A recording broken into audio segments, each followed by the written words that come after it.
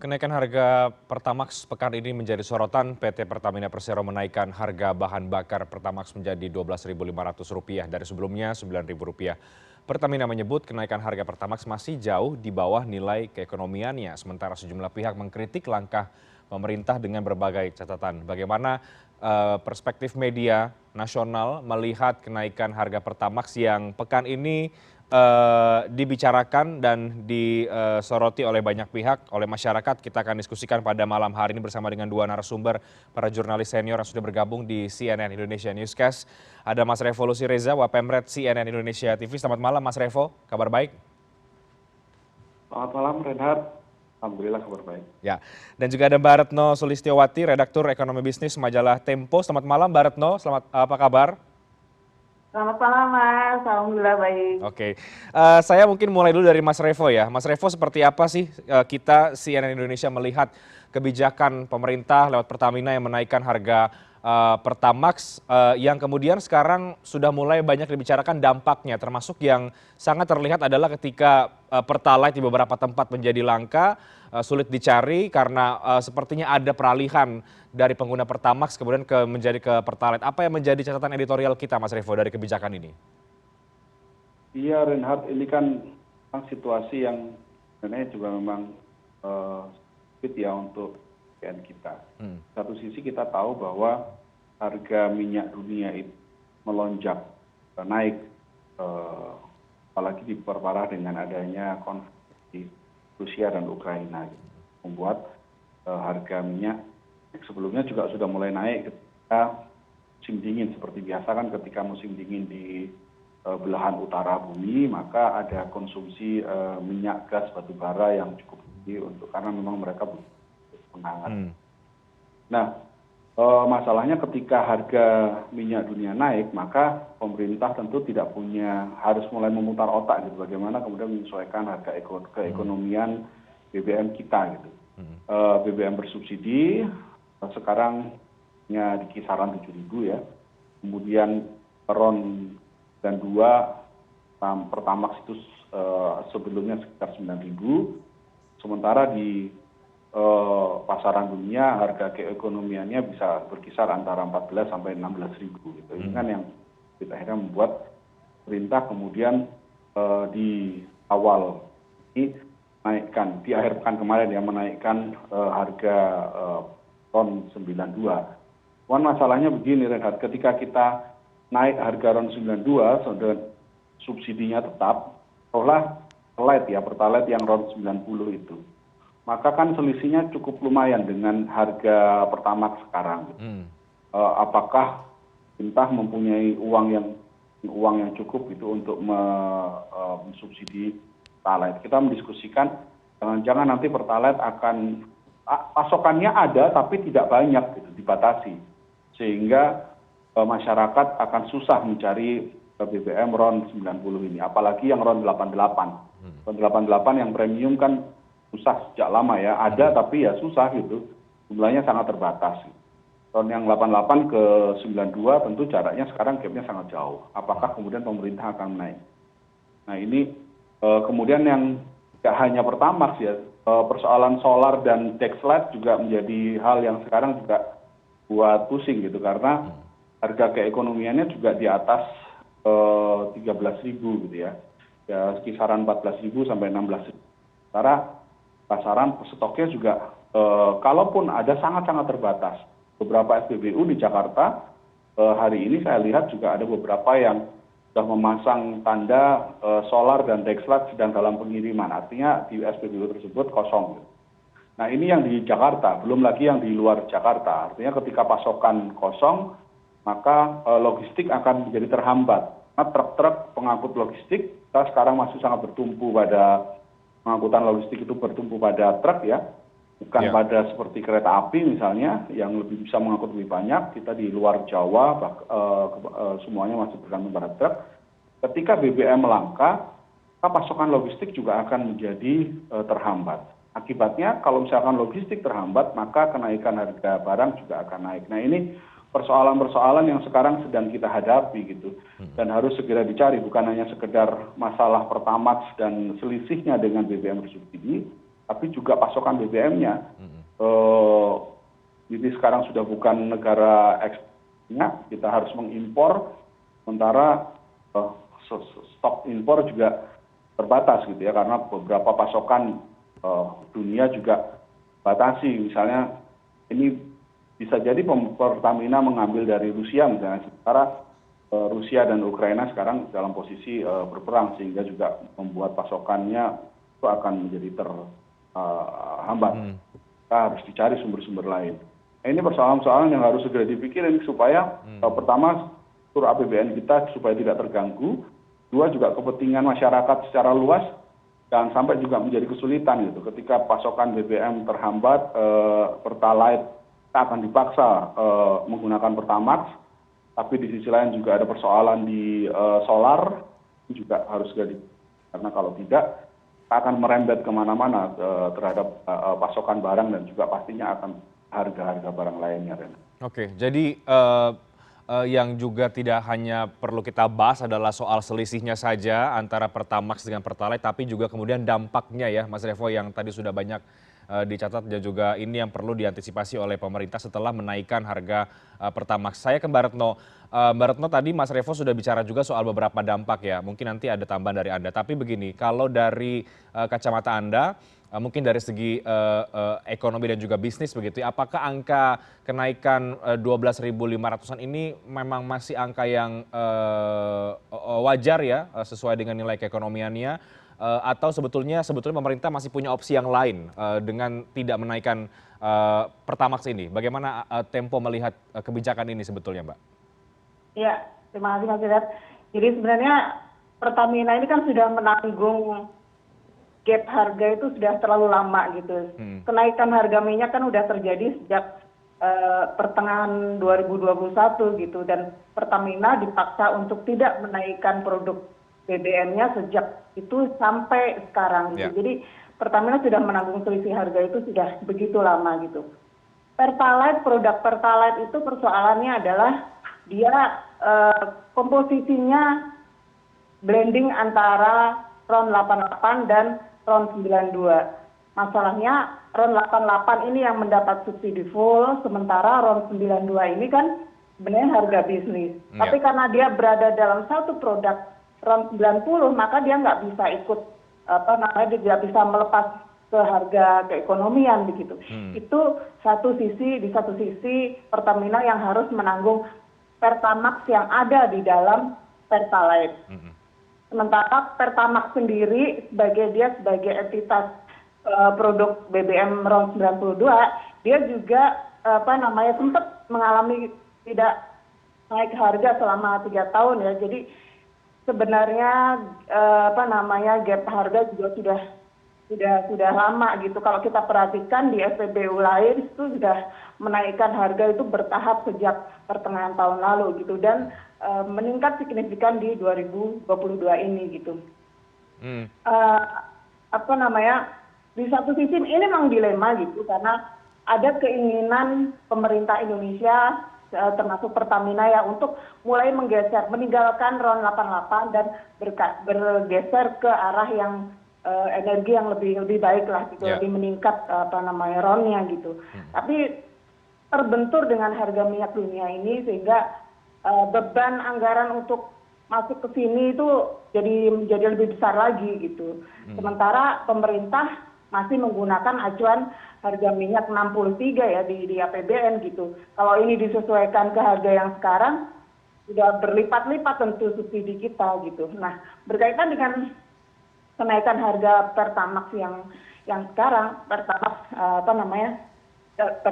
dari 9.000 menjadi 12.500, tentu efeknya luar biasa gitu, dan yang sekarang kita sudah lihat gitu di banyak SPBU terjadi kelangkaan Pertalite gitu, karena konsumen Pertamax sudah diduga pasti bergeser ke sini gitu karena gap harganya begitu lebar gitu ya.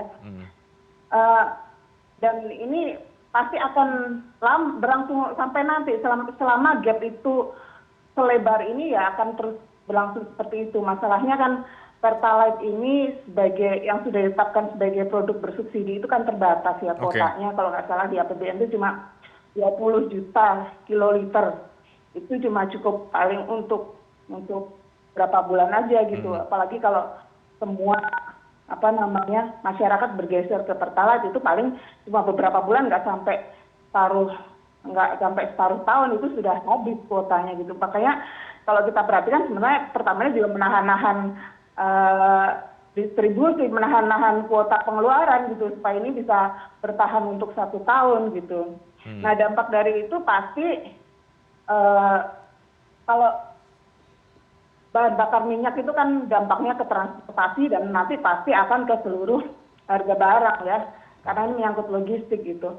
Harga barang, harga pangan sudah naik, komoditas naik, ditambah lagi ongkos transport, distribusi, logistik, pasti ini akan mempengaruhi harga barang ke depannya, begitu Mas Reinhardt. Oke, baik Mbak Retno, menarik juga kita mendalami ya, karena kan sebetulnya banyak ekonom sudah memperkirakan bahwa akan terjadi peralihan pengguna Pertamax ke Pertalite, yang kemudian dampaknya adalah kepada kekuatan keuangan Pertamina dan juga kekuatan dari APBN. Nah, menurut Anda sejauh mana kemudian APBN ini bisa kuat menghadapi peralihan pengguna dari Pertamax ke Pertalite ini?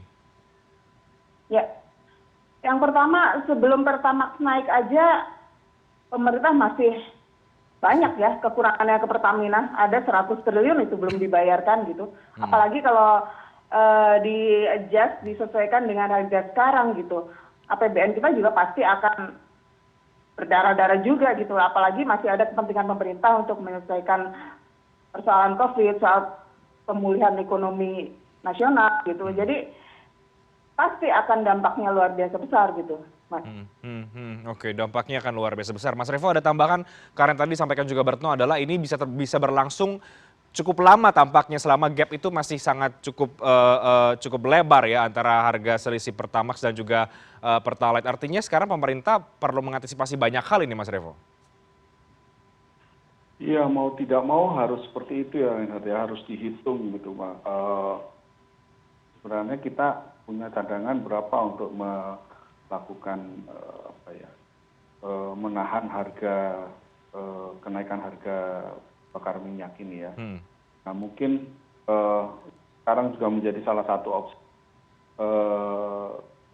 subsidinya bukan ke barang tapi ke orang gitu ya, ke orang yang memang membutuhkan. Nah artinya apakah nanti subsidinya ke pengusaha angkutan umum kah, atau jadi artinya kendaraan pribadi akan dipaksa menggunakan RON 92 Pertamax yang BBM yang non subsidi. Sekarang untuk BBM bersubsidi, subsidinya kan dalam bentuk seperti yang PLT itu. Apakah seperti itu? Tapi kan kita belum tahu nanti pemerintah akan mengambil langkah seperti apa ya, Reinhardt ya. Apakah kemudian subsidinya tidak secara menyeluruh sekarang gitu, subsidinya pada barang tapi pada orang-orang yang memang membutuhkan. Tapi bagaimana mengkalkulasikannya? Apakah pada siapa dan sebagainya. Nah ini yang kita sekarang juga sedang menunggu apa yang langkah yang akan diambil oleh pemerintah. Tapi yang jelas memang sekarang situasinya kita menghadapi masa akan Lebaran, puasa, dan dalam kondisi normal saja, misalnya harga barang itu sudah naik. Ramadan dan Lebaran. Nah ini ditambah lagi dengan kenaikan harga BBM, maka kenaikan harga barang akan seperti apa? Nah ini yang menjadi PR betul untuk pemerintah untuk mengendalikan harga-harga bahan ya, Reinhardt ya. Dan sekarang kita sendiri juga menunggu apa yang akan dilakukan oleh pemerintah. Oke, baik Mas Revo, di sisi yang lain juga sebetulnya kebijakan ini tadi juga disampaikan oleh Mbak Retno ya, ini sangat dilematis. Ada beberapa pertimbangan. Kebijakan ini pun juga mendapat dukungan politik sebenarnya dari mayoritas di DPR untuk menaikkan harga Pertamax. Tapi di sisi yang lain banyak pakar, ekonom melihat bahwa ini justru membebani masyarakat, menekan daya beli masyarakat di tengah banyaknya kenaikan-kenaikan yang lain. Belum lagi juga ada mulai wacana sinyal dari pemerintah juga yang disampaikan Pak Luhut bahwa Pertalite juga bisa jadi kemudian naik. Nah ini bagaimana publik harus menyikapi soal kenaikan-kenaikan ini, sementara pemerintah juga narasinya yang disampaikan adalah seharusnya orang-orang yang kemudian mampu yang menggunakan Pertamax tidak juga kemudian beralih mengkonsumsi Pertalite begitu. Nah, ini seperti apa kita harus ikut mengawal wacana kenaikan Pertalite misalnya Mas Revo, dan juga ini yang dianggap justru membebani masyarakat, menekan daya beli masyarakat juga? Saya terus terang tidak begitu yakin pemerintah tidak akan menaikkan harga Pertalite. Kemungkinan besar akan naik ya. Karena itu tadi gap-nya jauh antara Pertalite dengan Pertamax. Jadi kalau seperti itu dengan konsumsi BBM, dan kemungkinan besar masyarakat yang selama ini menggunakan Pertamax dengan naik harga menjadi di atas 12.000 ini kan kemungkinan besar juga akan berpindah lagi ke Pertalite. Artinya konsumsi Pertalite akan naik secara volume kan, Reinhardt ya. Kalau itu terjadi artinya kan subsidinya juga semakin besar. Kalau memang seperti itu maka akan membebani juga APBN. Kan posisi yang dilematis. Artinya memang kalau subsidinya terlalu besar, kita mungkin tidak akan punya pilihan lain kecuali menaikkan harga Pertalite gitu. Atau pilihan lain ya kita dipaksa secara mekanisme untuk menggunakan Pertamax. Sama seperti dulu asumsi ketika kenaikan harga Pertalite, kalau misalkan Reinhardt ingat ya, kan ketika harga Pertalite naik kan pemerintah sempat mengatakan bahwa premium harganya tetap masih bisa menggunakan premium, tapi Pertalite dinaikkan karena memang ada beberapa hal yang disubsidi di situ di Pertalite, tidak sepenuhnya tidak subsidi penuh kan, tidak seperti premium.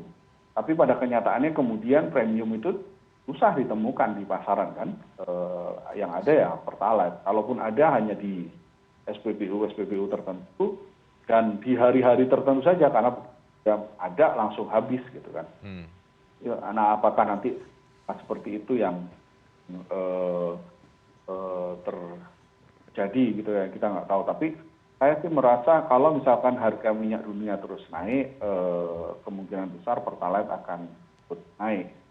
Tidak ada pilihan lain, maka daya belinya yang harus perkuat kan, daya beli masyarakat yang harus dibuat. Apakah itu dengan cara menggenjot perekonomian negara, atau ya dengan cara tadi yang seperti pemerintah sekarang lakukan untuk minyak goreng, diberi bantuan tunai untuk kalangan-kalangan yang mampu gitu ya, untuk kalangan-kalangan yang terbatas semua. Nah itu sebenarnya sekarang juga kita juga berharap perbaikan di sisi transportasi umum itu juga harus segera dibenahi. Di satu sisi lain juga bagaimana kita menggenjot alih energi ya Reinhardt ya.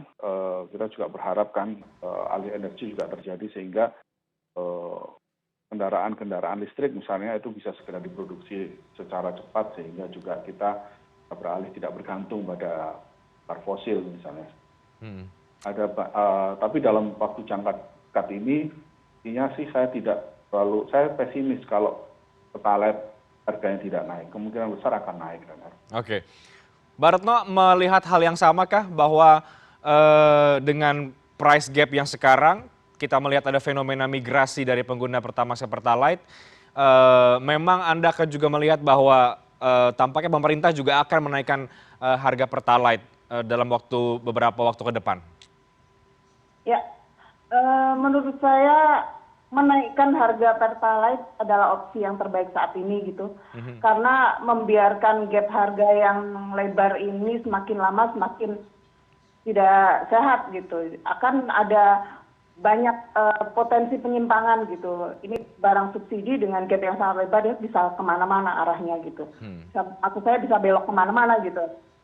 Jadi menaikkan harga itu salah satu opsi yang paling rasional saat ini gitu.